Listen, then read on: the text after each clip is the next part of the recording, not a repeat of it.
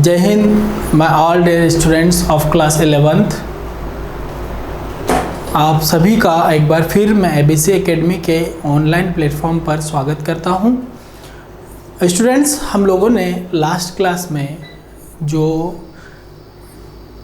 Chapters या हम बोलें कि जो चीज़ें हम लोगों ने देखी थी वो थी ऑल द डेफिनेशंस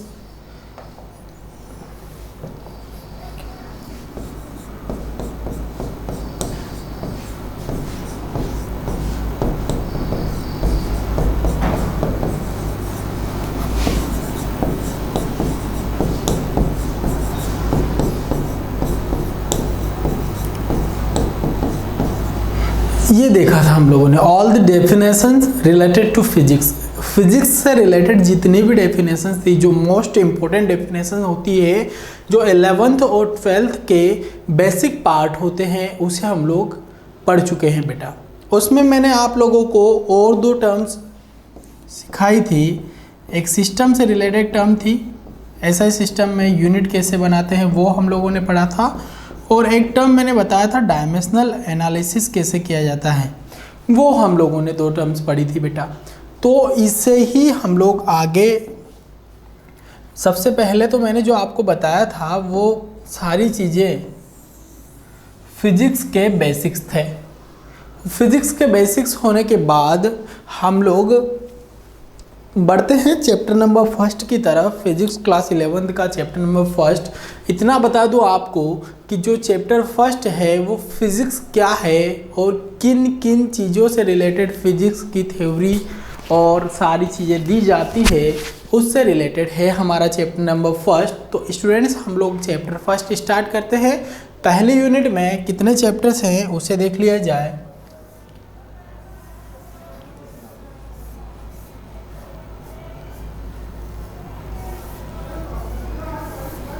चलिए देख लीजिए, चैप्टर नंबर 1 है मेरा, unit 1 physics world and measurement. पहला चैप्टर है बेटा physics world and measurement. Measurement क्या होता है, व्हाई नीड टू मेजरमेंट, ये हम लोग चैप्टर नंबर 2 में पढ़ेंगे। अभी हम लोग देखते हैं चैप्टर नंबर 1। चैप्टर नंबर 1 में आपको दिख रहा होगा, चैप्टर का नाम है बेटा फिजिकल वर्ल्ड। फिजिकल वर्ल्ड से रिलेटेड समझ में आता है कि ये जो फिजिक्स है इसकी दुनिया, फिजिक्स की दुनिया पहला चैप्टर है। कहाँ से स्टार्ट हुआ, कहाँ तक जाएगा, किस हद तक ये वर्क करेगा, उसके बारे में है। पहला हमारा इसमें टॉपिक है बेटा फिजिक्स। फिजिक्स क्या होता है, तो लास्ट लेक्चर में मैंने आप सभी को बताया था physics is a branch of science. Physics science की एक ब्रांच है in which we study about the natural phenomena and systematic observation, all of these, okay? और इसके अलावा हम लोग अगर देखें तो फिजिक्स जो होता है उसे हम लोगों ने देखा था कि फिजिक्स जो वर्ड था वो कहाँ से रिलेटेड था, नेचर से रिलेटेड था, नेचुरल फिनोमिना पर बेस्ड था, वो होती है फिजिक्स। इसमें हम लोग सेकेंड टॉपिक देखें तो सेकेंड टॉपिक आप लोगों को दिख रहा होगा साइंटिफिक मेथड। साइंटिफिक मेथड क्या होती है बेटा, तो इतना ध्यान रखना कि साइंटिस्ट किसी भी टर्म को या किसी भी हम लोग बोल सकते हैं कि अपने रिसर्च वर्क को कंप्लीट करने के लिए कुछ मेथड फॉलो करते हैं, उसे उन्हीं के नाम पर बोला जाता है साइंटिफिक मेथड। जैसे फॉर एग्जांपल हम लोग कुछ एग्जांपल लेके चलें कि अगर हम लोग देखें कि अगर हमें किसी सीड को प्रोडक्ट करवाना है, तो किसी सीड को प्रोडक्ट करवाने के पीछे भी बहुत सारे स्टेप्स लेके चलना पड़ेगा हमें।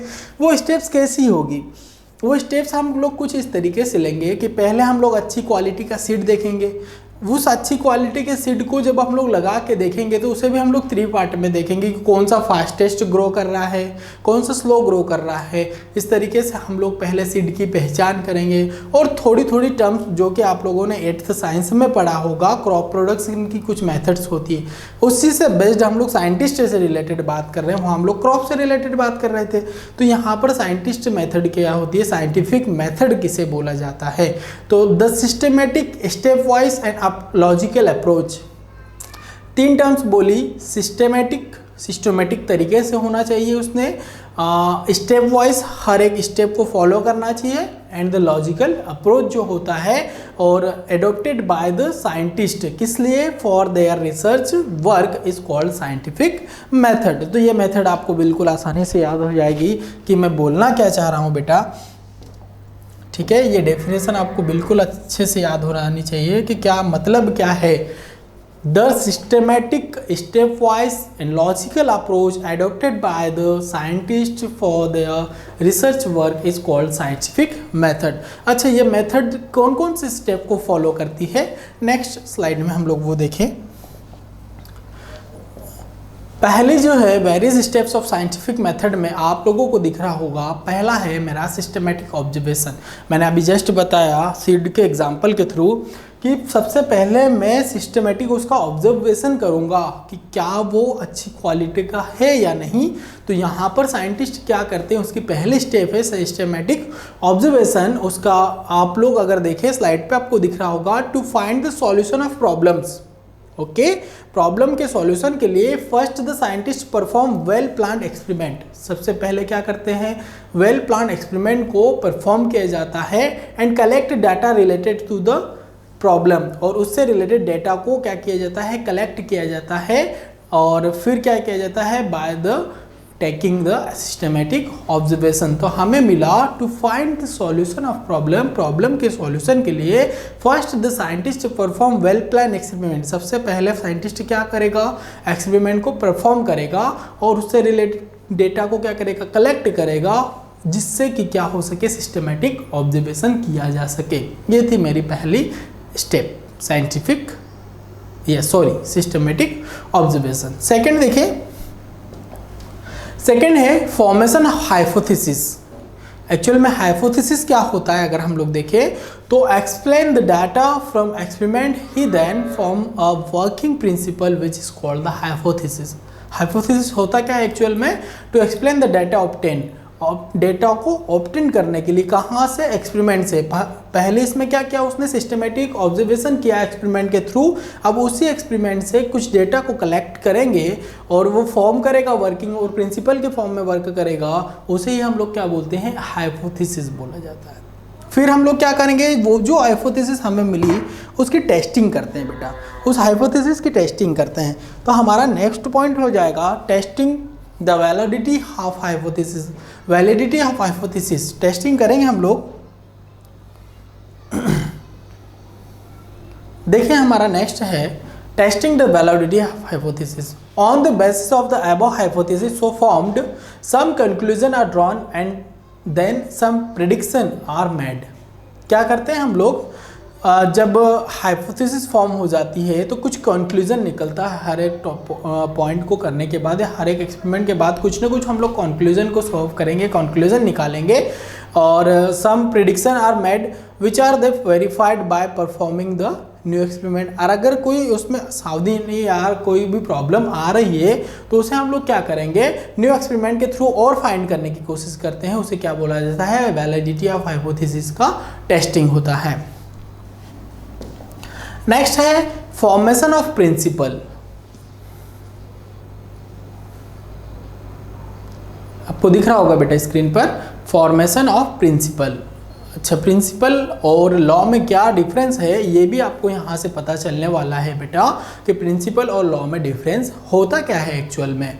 ओके, फॉर्मेशन ऑफ प्रिंसिपल, पहले हम लोगों ने सिस्टमेटिक ऑब्जर्वेशन किया, देन हाइपोथेसिस दी, फिर हाइपोथेसिस की वैलिडिटी को टेस्ट किया, और देन हम लोग नेक्स्ट पॉइंट पे प्रिंसिपल पर आ रहे हैं। If the conclusion prediction gate verified by the experiment, अगर जो कंक्लूजन हम लोगों ने निकाला है वो क्या हो रहा है, एक्सपेरिमेंट के थ्रू वेरीफाइड हो रहा है, तो ये जो हाइपोथेसिस दी रहेगी वो किसके फॉर्म में हो जाएगी, फॉर्म ऑफ द प्रिंसिपल। और अगर ये वेरीफाइड नहीं हो रहा है तो आपको क्या करना पड़ेगा, उसे मॉडिफाई करना पड़ेगा। मॉडिफाई करने के बाद फिर वो टेस्ट कीजिए, टेस्ट करने के बाद अगर उसने वेरीफाई कर दिया तो उसे क्या बोलेंगे हम लोग, प्रिंसिपल बोला जाएगा। देख लीजिए आपकी स्क्रीन पर दिख रहा होगा आपको, if the conclusion and prediction get verified by the experiment, the hypothesis is given in the form of principle, otherwise that hypothesis is modified and a new hypothesis is made which after the testing of its validity is given in the form of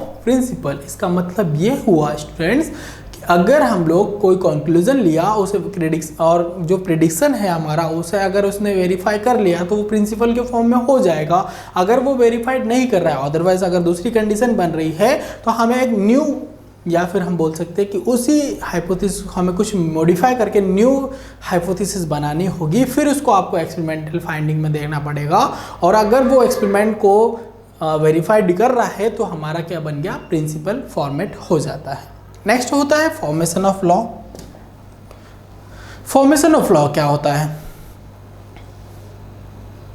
इसे देख लीजिए। Formation of law, the principle so establish is generally true only for some limited phenomena. जो principle हम लोगों ने दिया वो कुछ ही फिनोमिना के लिए क्या होगा, एस्टेब्लिश होगा।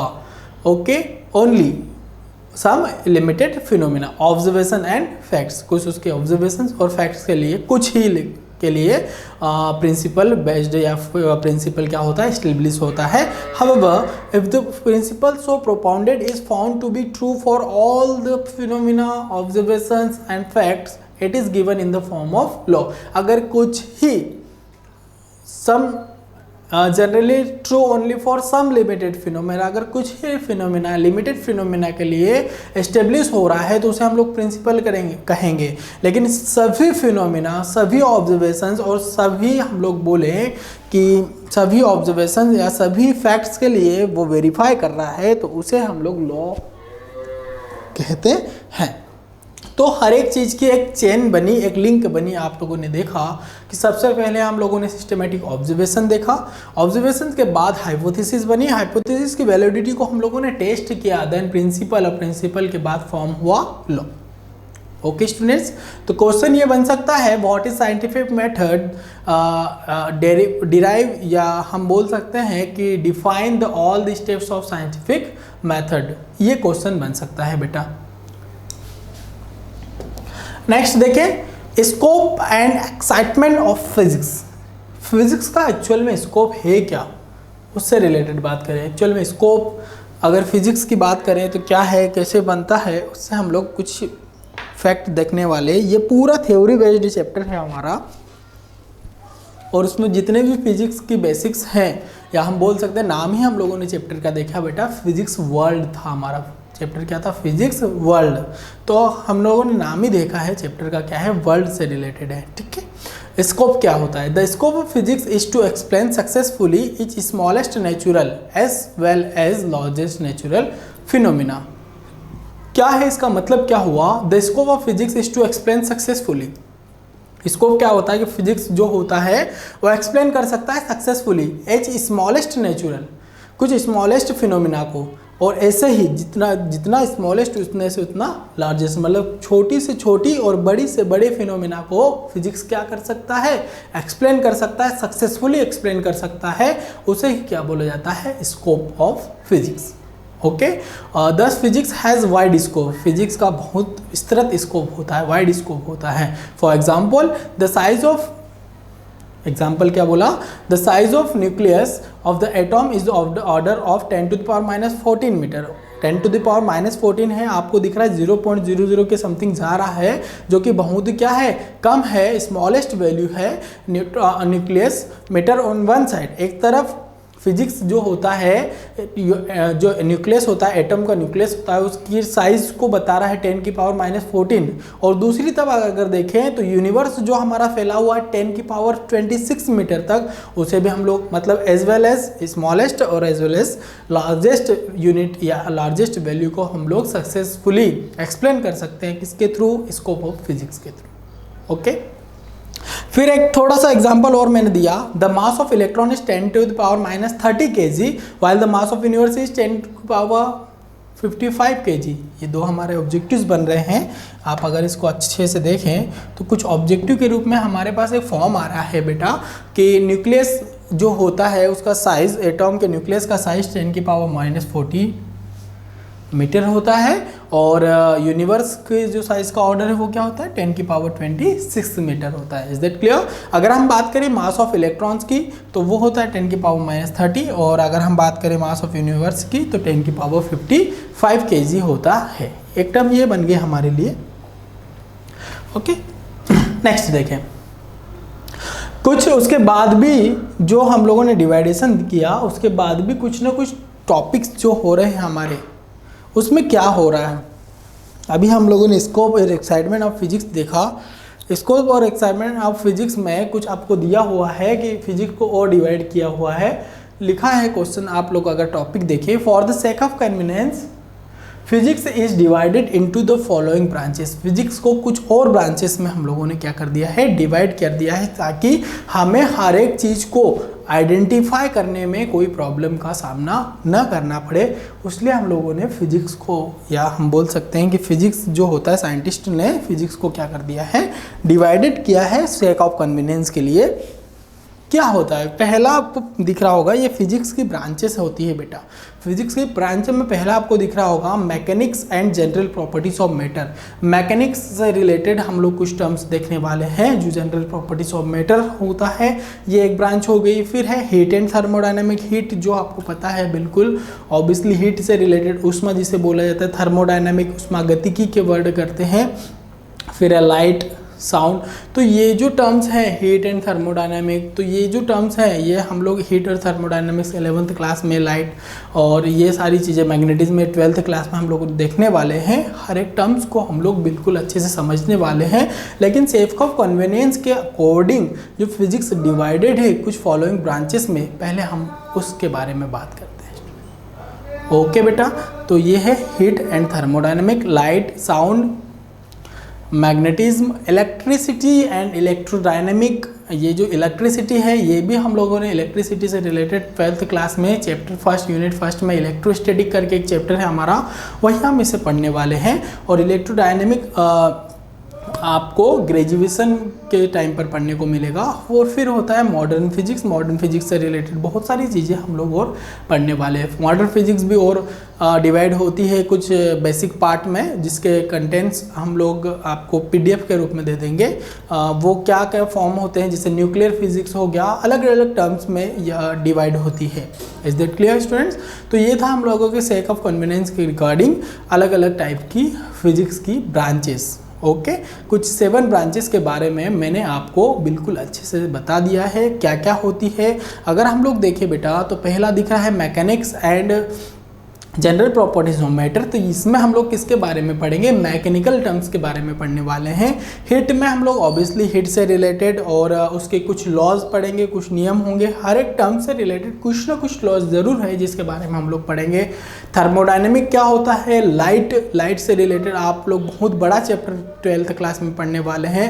वैसे आप लोगों ने 10th में थोड़ा बहुत लाइट के बारे में रिफ्लेक्शन एंड रिफ्रैक्शन के थ्रू कुछ टॉपिक्स देखे होंगे बेटा। उसके बाद भी हम लोग अगर हम बात करें तो लाइट जो होगा उसका बड़ा सा पार्ट जो आएगा 12th क्लास में यूनिट नंबर 6 रे ऑप्टिक्स करके एक चैप्टर बनेगा।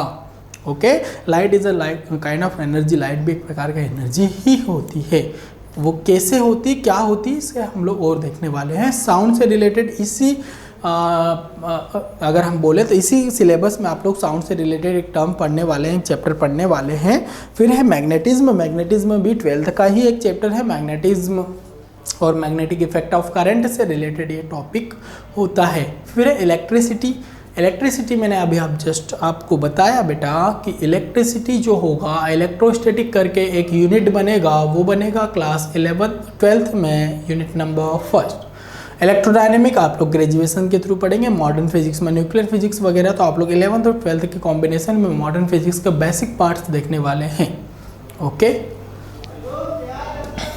नेक्स्ट देखिए physics in relation to other branches. Physics का अदर ब्रांचेस के क्या क्या रिलेशन होता है उसके बारे में हम लोग देखें। अच्छा, ये हमेशा ध्यान रखना, कोई भी चीज़ जैसे हम लोग बोलते हैं ना, हर एक चीज़ को अगर ग्रुप में आप लोग देखेंगे तो ग्रुप का बड़ा फ़ायदा होता है। ग्रुप का बड़ा फ़ायदा होता है। कोई भी चीज़ को अगर आप लोग स्टडी भी कर रहे हैं, आप अगर ग्रुप के साथ कर रहे हैं तो उसका अलग फ़ायदा होगा, अलग बैठ के कर रहे हैं तो उसका अलग फ़ायदा होगा। तो ग्रुप का क्या फ़ायदा होता है? फिजिक्स अकेला नहीं है, इसके साथ बहुत सी ब्रांचेस जुड़ी हुई है। ये बोल सकते हैं कि फिजिक्स साथ साथ चलती है अदर ब्रांचेस के, अदर ब्रांचेस को भी फिजिक्स को साथ में लेके चलना है। तो ये जो होगा कैसे रिलेशन है उस पर हम लोग थोड़ा बहुत थ्योरी डिस्कस करने वाले हैं। फिजिक्स का पहला रिलेशन आप लोग देखें तो मुझे दिख रहा है mathematics and physics. Mathematics and physics हमारा पहला रिलेशन है। In physics the mathematical operations are widely used.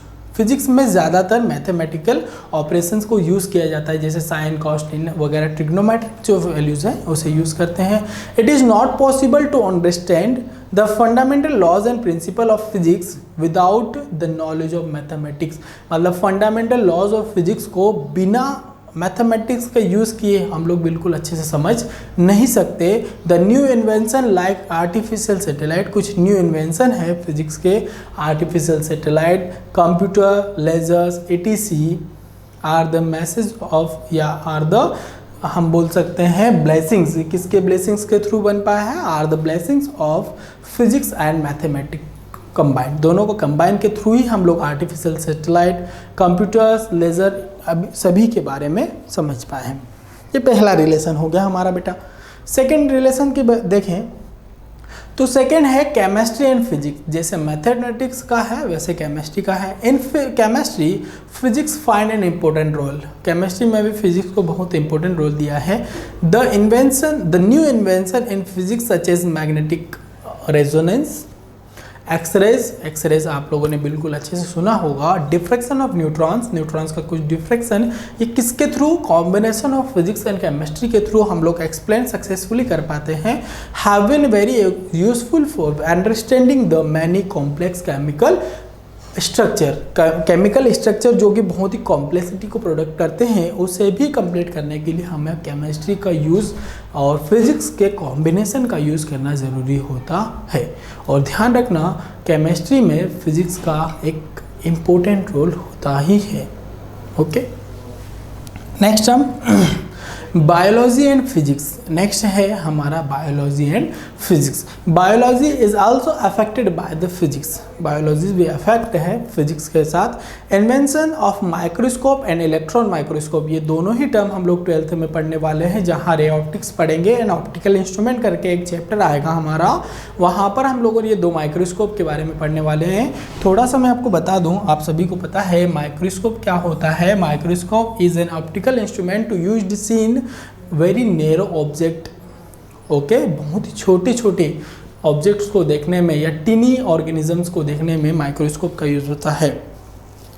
ठीक है, तो हम लोगों ने बोला biology is also affected by the physics. Invention of microscope and electron microscope have been very useful in studying the structure of cells in biology. Biology में cells के structure को देखने के लिए ऑब्वियसली माइक्रोस्कोप का यूज़ होता है, तो बहुत यूजफुल है। विथ इन्वेंशन ऑफ एक्सरेज के इन्वेंशन होने से it is made possible to detect the presence of fracture of bones in human body. Human body में जो फ्रैक्चर्स होते हैं उसके लिए हम लोग एक्सरे का यूज़ करते हैं, ये आप सभी को पता है। X-rays also find use the cure of medical disease like cancer and tumour etc। Cancer और ट्यूमर जैसे जो डिसीज़ होती है उसका पता लगाने के लिए भी हम लोग एक्सरेज का ही यूज़ करते हैं। Is that clear students? Next है हमारा एस्ट्रोनॉमी एंड फिजिक्स। एस्ट्रोनॉमी क्या होता है? Physics has an important role in the development of astronomy also. It is only with the discovery of telescope and radio telescope. जैसे हम लोगों ने physics में बायोलॉजी से रिलेशन में माइक्रोस्कोप की बात की, यहाँ पर है टेलीस्कोप। तो telescope is also as an optical instrument which is used to seen very far object, very distant object, दूर रखे ऑब्जेक्ट्स को जिसे हम लोग हमारी नेक्ड आइज से नहीं देख सकते, उसके लिए हम लोग टेलीस्कोप का यूज़ करते हैं। ओके, तो फिजिक्स का एस्ट्रोनॉमी में भी एक बहुत बड़ा रोल है। टेलीस्कोप और रेडियो टेलीस्कोप, दो टेलीस्कोप भी हम लोग इसमें पढ़ने वाले 12th क्लास में। That various planets and satellites could be seen and specific information about that would be received किसके द्वारा? टेलीस्कोप के थ्रू ही हम लोग प्लैनेट्स वगैरह को देख पाते हैं, सैटेलाइट्स को देख पाते हैं, और उनकी जो इन्फॉर्मेशन होती है, इंपॉर्टेंट इन्फॉर्मेशन गैदर करना है, इकट्ठा करना है, तो किसके थ्रू होगा? हम लोग टेलीस्कोप के थ्रू, जो कि फिजिक्स का इन्वेंशन है, के थ्रू हम लोग देख पाते हैं। This has also helped in the discovery of new planet, satellite etc। और इसका बहुत ज़्यादा यूज़ और भी यूज़ है वो कि किसके लिए? Discovery of planets and new planets and satellite etc। Okay students, next some important technologies and their related scientific principles.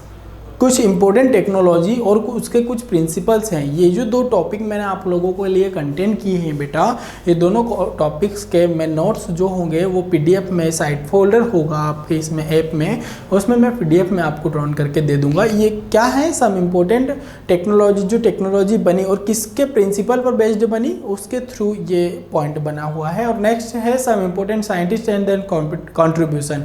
ये पता होना चाहिए हमें कि जो साइंटिस्ट ने कुछ इंपॉर्टेंट कॉन्ट्रीब्यूशंस हमारे फिजिक्स के लिए दिए हैं वो क्या क्या होते हैं। इसकी मैं स्लाइड्स दो आपको बिल्कुल पीडीएफ फॉर्म में दे दूंगा। ओके, ये था हमारा चैप्टर नंबर 1। ओके, फिर हम लोग देखेंगे नेक्स्ट क्लास में chapter number 2 measurement and unit. तो चैप्टर नंबर 1 आप लोगों ने देखा कि बहुत ही सिंपल, और वैसे ही सिर्फ फिजिक्स के बारे में क्या क्या होती है फिजिक्स का वर्ल्ड होता कैसे है, वाइड वर्ल्ड होता है, बहुत बड़ा विस्तृत जिसे बोला जा सकता है, ऐसा वर्ल्ड है फिजिक्स का रिलेशन हम लोगों ने देखा ब्रांचेस के साथ, अदर ब्रांचेस के साथ फिजिक्स का। इसके अलावा रिलेशन अगर हम लोग देखें फिजिक्स का यूज्ड सोसाइटी या फिजिक्स का यूज्ड टेक्नोलॉजी के साथ भी किया जाता है। या अलग अलग टॉपिक्स हम लोगों ने आज डिस्कस किए। ओके, नेक्स्ट क्लास में हम लोग चैप्टर नंबर 2 यूज करने वाले हैं। ये पहला हमारा जो चैप्टर था बहुत ही सिंपल और ऑब्जेक्टिव बेस्ड चैप्टर था। ये आपको ज़रूर पता होना चाहिए कि एक्चुअल में फिजिक्स का है क्या पार्ट। इतना ध्यान रखें, इसमें लास्ट में एक बात बोल के जा रहा हूँ, physics divided into 2 branches. Physics का जो मेन डिवाइडेशन होता है 2 ब्रांचेस में होता है, ancient physics and modern physics. इतना याद रखना, फिजिक्स को डिवाइड किया जाता है ancient physics and modern physics के फॉर्म में। इसके अलावा आप लोगों के लिए ये जो चैप्टर था हमारा फिजिकल वर्ल्ड, ये होता है कंप्लीट। इसके पूरे के पूरे नोट्स आपको साइड में मिल जाएंगे। अगर इसमें कोई प्रॉब्लम आपको आ रही है बेटा तो कमेंट करके प्रॉब्लम से मुझे ज़रूर शेयर करें, मैं आपको बिल्कुल उसका सॉल्यूशन शेयर कर दूंगा। Thank you so much. आज के लिए इतना ही। नेक्स्ट क्लास में हम लोग चैप्टर नंबर 2 स्टार्ट करने वाले हैं। थैंक यू, जय हिंद।